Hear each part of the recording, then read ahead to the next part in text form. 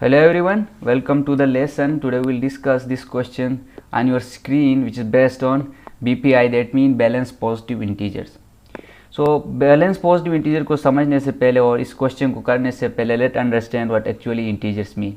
देखिए integers simply mean the set of your positive and negative numbers, जितने भी including zero as well. देखिए 1 2 3, zero के right hand side पे आपके पास क्या है, पॉजिटिव नंबर है. जीरो के लेफ्ट हैंड साइड पे आपके पास क्या है, नेगेटिव नंबर है. -1 -2 and that goes to minus infinity and from here it goes to plus infinity. देखिए जितने भी आपके पास पॉजिटिव और नेगेटिव नंबर्स इंक्लूडिंग जीरो, वो आपका क्या बनाता है, एक इंटीजर का सेट बनाता है. That is represented by z. Now what are my positive integer. Zero के राइट हैंड साइड पे जितने भी नंबर्स है इंक्लूडिंग 1 2 3 4 5 6, ये जो नंबर्स मेरे राइट हैंड साइड पे है, these are my positive numbers. Now understand what actually balanced positive integers mean. देखें positive integers are balanced if positive integers के कुछ conditions है, वो तब balance होंगे जब ये conditions fulfill होंगे. अगर आपका इनमें से कोई भी condition fulfill नहीं हो रहा है तो वो आपका बैलेंस नहीं हो सकता, वो इंटीजर्स आपके बैलेंस नहीं हो सकते, वो इंटीजर्स आपके बीपीआई में इंक्लूड नहीं हो सकते. तो किसी भी इंटीजर का बैलेंस होने के लिए ये तीन कंडीशंस का होल्ड करना मस्ट है. अगर इनमें से कोई एक कंडीशन भी वो होल्ड नहीं करता तो डेट मीन आपने उसको बीपीआई में इंक्लूड नहीं करना, यानी बैलेंस पॉजिटिव इंटीजर में उसको इंक्लूड नहीं करना है. What are those condition. First condition is it should have it has 6 digit. ठीक है, उसके क्या होंगे, 6 डिजिट्स होंगे. Let see an example. उसके इस तरह के 6 डिजिट होंगे, 1 2 1 4 5 6. देखिए 1 2 3 4 5 6, 6 डिजिट्स होंगे. अगर 6 डिजिट्स है तो आपने क्या करना है, सेकेंड कंडीशन पे जाना है. What is the second condition. Second condition is each of its digit is non zero. ये सारे जो इसके 6 डिजिट्स है वो क्या होंगे, नॉन जीरो होंगे. अगर इनमें से कोई एक डिजिट भी जीरो है, let suppose if I take 1 2 1 4 5 0, so second condition से मुझे पता चलेगा कि ये जो पॉजिटिव इंटीजर है ये मेरे पास क्या है, बैलेंस्ड नहीं है. ठीक है. And what is the third. Third is the product of first 3 digit and last 3 digit is equal. देखिए एक एग्जांपल लेके करते हैं कि ये product of first 3 digit and last 3 digit क्या है. देखिए 2 4 1 1 8 1. ठीक है. What are my first 3 digits. My first 3 digits are 2 4 1 and my third last 3 digits are 1 8 1. ठीक है. अब देखें ये 6 डिजिट्स है, 1 1 2 3 4 5 6. पहली कंडीशन फुलफिल हो रही है. सेकंड डिजिट क्या है, सेकंड कंडीशन क्या है, second condition is non zero है, ये नॉन जीरो भी है. नाउ थर्ड कंडीशन को देखें. 2 multiply by 4 multiply by 1 is equal to क्या होता है, 2 4 ज़ा 8 हो गया.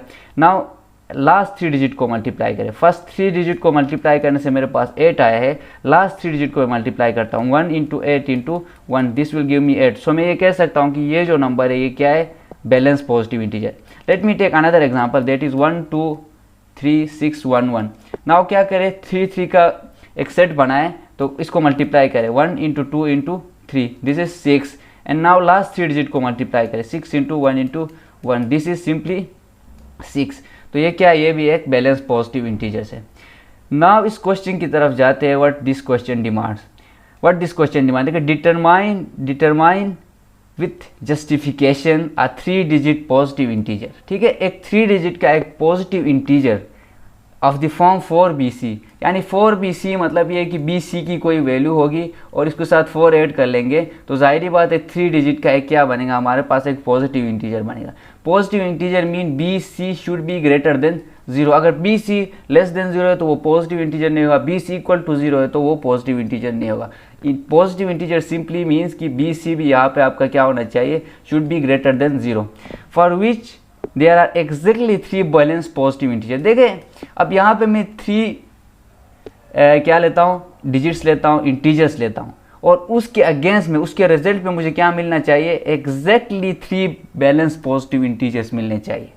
एग्जैक्टली 3 मीन्स 3 से ना कम होना चाहिए ना ज़्यादा होना चाहिए, शुड बी इक्वल टू 3. अगर 3 से ज़्यादा है तो मतलब कुछ गलत कर रहे हैं, 3 से कम है तो कुछ गलत कर रहे हैं. अगेन तो इन द फॉर्म 4bc_d_e_f, अगेन मैंने देखे 6 डिजिट बनेंगे इसको, जब 4bc_d_e_f ये क्या है, 6 डिजिट है. 6 डिजिट होंगे, नॉन जीरो होंगे, and the product of first 3 digit should be equal to last 3 digit. Let इसको देखते हैं, इसको कैसे देखते हैं. क्या था हमारे पास, that was 4bc and this was our positive integer. ठीक है, ये पॉजिटिव इंटीजर था, this was our positive integer. देखें वी विल हैव एग्जैक्टली क्या कहा है उन्होंने, 3 positive balance integer in the form 4 B C D E F, और ये क्या होंगे, एग्जैक्टली 3 होंगे हमारे पास, एग्जैक्टली 3 होने चाहिए, ना 3 से कम ना 3 से ज़्यादा, दैट मीन इक्वल टू 3 होने चाहिए। सही है, तो अब क्या कर लेते हैं, इसको समझते हैं। देखिए इस क्वेश्चन को जब हम डील करेंगे तो हम एक वर्ड यूज़ करेंगे BPI। BPI शुरू में ही कहा था मैंने, बैलेंस पॉजिटिव इंटीजर्स। ठीक है, तो अब लेट सपोज मेरे पास कोई बैलेंस पॉजिटिव इंटीजर है, that is ABCDEF, a balance integer in the form ABCDEF। तो इसको मैं क्या लिख सकता हूँ, इसको मैं लिख सकता हूँ can be written as ABCBPI। ठीक है, इसमें कंफ्यूज नहीं होना है कि मैं ये लिख रहा हूँ कि ये लिख रहा हूँ, दिस बोथ आर सेम। अगर मैं एज ABCDEF लिख की जगह में ABCBPI लिखता हूँ तो दैट इज करेक्ट। ठीक है, that is simply mean balance positive integer. Now देखिए मेरे पास क्या थे, मेरे पास 4BC था।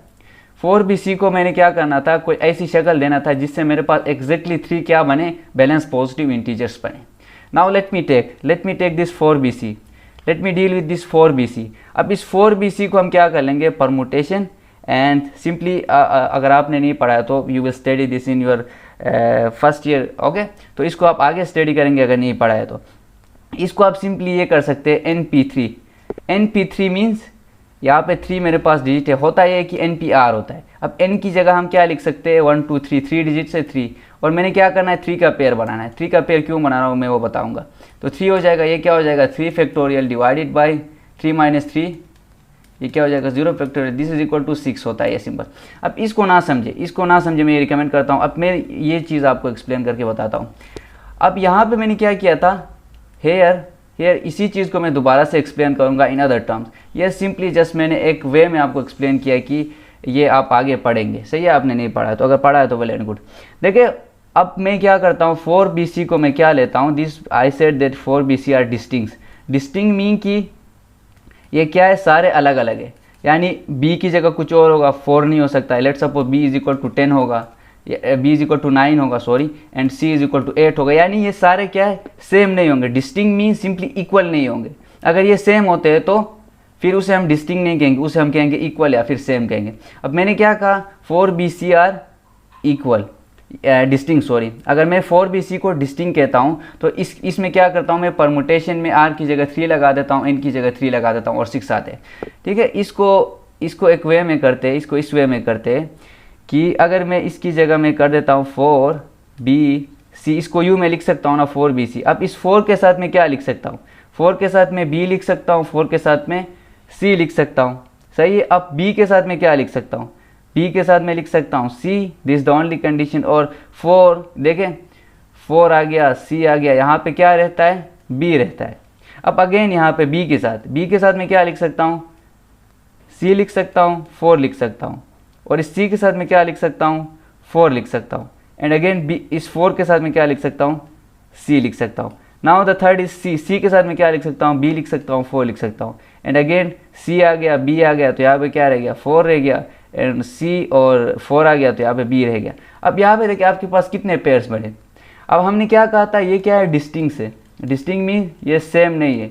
अगर ये सेम नहीं है तो हमने क्या कहा, 4 को इधर 4 को अलग से लिखा, B को अलग से लिखा, C को अलग से लिखा, और इसको हमने क्या कहा, 4 के साथ B भी आ सकता है, 4 के साथ C भी आ सकता है। अब यहाँ पे B है, 4 है, यहाँ पे हमने C को ऐड कर लिया, तो ये क्या बन गया, देखिए फर्स्ट पेयर ये बन गया, सेकंड पेयर ये, देखो फर्स्ट पेयर को मैं लिखता हूँ 4BC, सेकंड पेयर को मैं लिखता हूँ 4CB, थर्ड पेयर को मैं लिखता हूँ BC4, और फोर्थ पेयर क्या है B4C, फिफ्थ पेयर क्या है मेरे पास CB4, सिक्स पेयर मेरे पास क्या है C4B। ये क्या आ गए, 6 पेयर्स आ गए, first second third fourth fifth and 6, ये मेरे पास 6 पेयर आ गए। कब, जब मैंने कहा कि ये 4BC क्या है, डिस्टिंक्ट है, ये सेम नहीं, तो मेरे पास 6 आ रहे। जबकि क्वेश्चन में मेरे से क्या पूछा गया है, क्वेश्चन में मेरे से पूछा गया है कि you should have exactly 3 BPI, मतलब 3 BPI हमारे पास होने चाहिए, क्वेश्चन में ये पूछा है। So we are looking for 3 BPI, तो हमारे पास ये जो डिस्टिंक्ट वाला कंडीशन है ये क्या हो जाएगा, यहाँ से ख़त्म हो जाएगा। अब डिस्टिंक्ट वाला ख़त्म हो जाएगा तो दैट मीन कि मैं ये कह सकता हूँ कि since we are looking since we are looking for 3 BPI.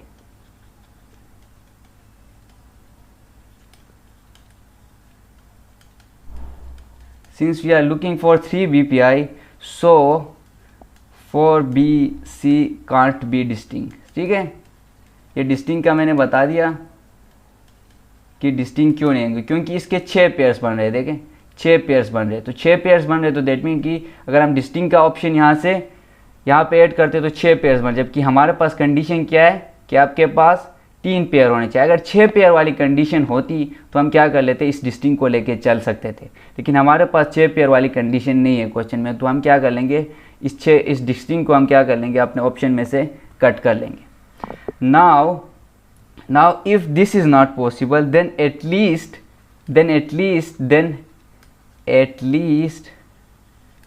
2 digits should be equal, देखिए 2 डिजिट इक्वल होने चाहिए, ये शर्त है।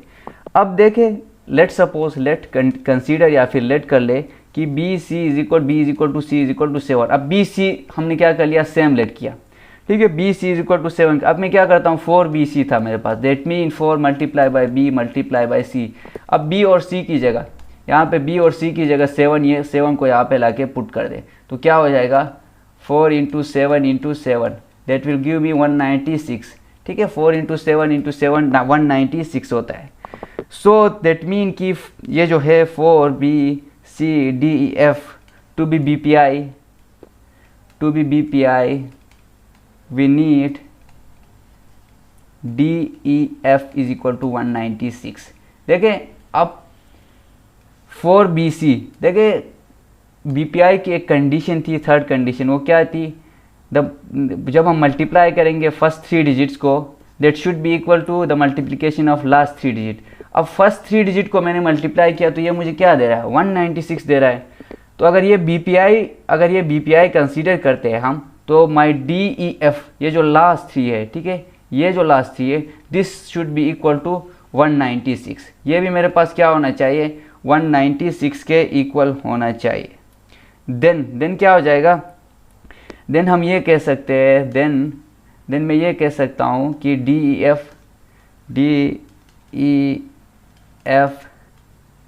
के 2 फैक्टर सेम होने चाहिए। ठीक है, 2 फैक्टर सेम होने चाहिए, 2 फैक्टर सेम। जब 2 फैक्टर सेम होंगे तो मैं क्या कह सकता हूँ कि ये एक बैलेंस पॉजिटिव इंटीजर है। तो 196 के फैक्टर्स बनाते, देखिए कर ले, 4 से आप कर ले, 2 से आप कर सकते, 2 से आप कर ले सबसे पहले, 2 9 ज़ा 18, 2 8 हो जाएगा, फिर ये क्या हो जाएगा 2 2 4 2 9 ज़ा, फिर ये क्या हो जाएगा 7 7 ज़ा, फिर ये 7 1 ज़ा। अब देखिए 7 के 2 मेरे पास क्या आ गए, इसके 2 7 के फैक्टर्स आ गए। अब इसके 2 7 के फैक्टर्स आ रहे हैं, दैट मीन कि D 7 multiply by 7 multiply by, ये जो लास्ट फैक्टर होगा ये क्या होगा, 2 × 2, दिस 2 × 2 हो जाएगा, 2 × 2, ये क्या आता है 4, सो ये लास्ट फैक्टर 4 हो जाएगा, 2 × 2 × 4। सो दैट मीन कि then DEF has 2 factors of 7। यहाँ से हम कह सकते हैं कि DEF has 2 factors of 7, 2 factors of 7। ठीक है, अब यहाँ पे देखिए एक चीज़ नोट कर ले कि 7 × 7 × 4 आ गया, ये चीज़ तो हम समझ गए कि this is exactly 2 factors of 7। देखिए सिंस यहाँ पे ये हो गया कि D multiply by E multiply by F is a digit. ठीक है, इनमें से हर कोई डिजिट है, देखिए ये भी D भी डिजिट है, E भी डिजिट है, F भी डिजिट, तो हम ये इनमें से क्या होने चाहिए, then 2 of DEF must be 7। ठीक है, मस्ट बी 7, इनमें से कोई 2 क्या हो जाएंगे, 7 हो जाएंगे। लेट सपोज D भी 7 है, E भी 7 है। ठीक है, तो F क्या हो जाएगा, F मैंने यही ऊपर ही एक्सप्लेन किया था कि आपके पास एक वैल्यू क्या आ जाएगी, 2 × 2 4 आ जाएगी। अब इसको दूसरे टर्म्स में देखें तो आप कुछ यूँ इस तरह एक्सप्लेन कर सकते हैं इसको कि आपके पास 196 क्या था, एक प्रॉपर आंसर आ रहा था जब मल्टीप्लाई कर रहे थे, तो क्या आ रहा था, D multiply by E multiply by F is equal to 196 आ रहा था। अब 2 क्या हो गए मेरे पास, 7 7 हो गए, तो एक की वैल्यू क्या आ जाएगी, लेट सपोज F की वैल्यू क्या आ जाएगी, 196 divided by 7 multiply by 7, this will simply give you 4। मैंने यहाँ पे लेट कर लिया कि D भी मेरे पास 7 है, E भी मेरे पास 7 है। ठीक है, कोई दो इक्वल होंगे, एक क्या आएगा आपके पास, एक की वैल्यू 4 आ जाएगी। हम ये नहीं कह रहे कि ये डी या फिर ये ई 7 होगा, इनमें से कोई भी दो 7 हो सकते हैं, ठीक है, और इनमें से कोई एक क्या होगा, 4 हो जाएगा। अब इनका क्या होता है, दोबारा से पेयर बन रहा है। अब ये देखो डी ई एफ की जो, सो क्या कह सकते हैं हम, D E F is equal to 4 7 7 in some order. ठीक है, मैंने अगेन कहा कि अब यहाँ पे डी आपका 7 हो सकता है, ई आपका 7, ये किसी भी ऑर्डर में होंगे। ठीक है, जिस तरह शुरू में मैंने एक्सप्लेन किया था, जिस तरह यहाँ पे हमारे पास कितने ऑर्डर्स बन रहे थे, 6 ऑर्डर्स बन रहे थे, यहाँ पे हमारे पास 6 ऑर्डर्स बन रहे थे। अब यहाँ पे हमने क्या लिया है, 2 डिजिट्स को सेम लिया, तो हमारे पास यहाँ पे क्या बनेंगे, 3 पेयर्स बनेंगे। 3 पेयर्स कैसे बनेंगे, देखें 4 7 7 है। अब देखें अब 7 7 को हम एक ही डिजिट कंसीडर करेंगे ना, क्योंकि 7 7 सेम है, तो 7 को हम एक ही डिजिट कंसीडर करेंगे। 7 को यहाँ लिखे और 4 को यहाँ लिखे। अब इस 7 के साथ मैं 7 लिख सकता हूँ, 4 लिख सकता हूँ। अगेन देखें ये 7 आ गया, 7 आ गया, यहाँ पे किस चीज़ की कमी है, 4 की कमी है। यहाँ पे 7 आ गया, 4 आ गया, यहाँ पे 7 की कमी है। यहाँ पे इस 4 के साथ मैं 7 लिख सकता हूँ। अगेन एक 7 रहता है, तो इसको मैं यहाँ पे ही लिखूँगा। तो मेरे पास क्या हो गए, फर्स्ट पेयर ये बन गया, सेकेंड पेयर ये बन गया, थर्ड पेयर ये बन गया। सो जो मेरे पास जो ऑर्डर बनेगा वो कुछ यूँ बनेगा, जो ऑर्डर मेरे पास बनेगा 7 7 4, और मेरे पास जो है 4 7 7, या फिर तीसरा जो ऑर्डर है 7 7 7 4 7। ठीक है, ये 3 ऑर्डर्स मेरे पास बनेंगे। सो लास्ट में जो कंक्लूजन है वो हमारे पास क्या निकलता है, द कंक्लूजन इज सिंपल कि इफ़ हम ये कह सकते हैं देयरफॉर, या फिर इफ़ देयरफॉर इफ़ 4BC जो हमारे पास कंडीशन थी इज़ 4 7 7, कह सकते हैं ना हम। देखें 4 7 7 हमारे पास यहाँ पे क्या आया है, डी ए 4 7 7 आया। If 4 7 7 then there are exactly